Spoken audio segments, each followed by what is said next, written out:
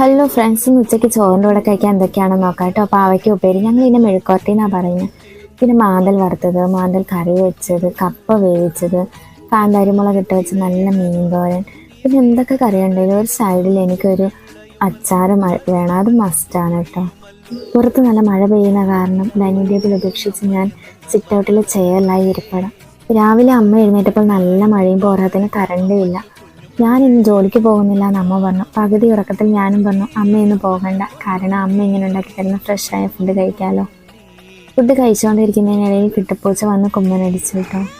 എടുത്തുകൊണ്ടിരുന്നപ്പോൾ അമ്മ പറഞ്ഞു, മോനെ ഭക്ഷണത്തെ ബഹുമാനിക്കണം, ഇങ്ങനൊന്നും കാണിക്കലെന്ന്.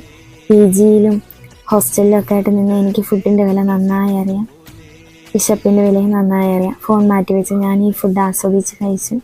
വീട് വിട്ട് നിൽക്കുന്നവർക്കെല്ലാം ഇതൊരു വലിയ അനുഭവമായിരിക്കും. ഈ കപ്പയും മീൻകറിയും അമ്മ ഉണ്ടാക്കി തരുന്ന കൂട്ടി കഴിക്കാൻ നല്ല രസമല്ലേ.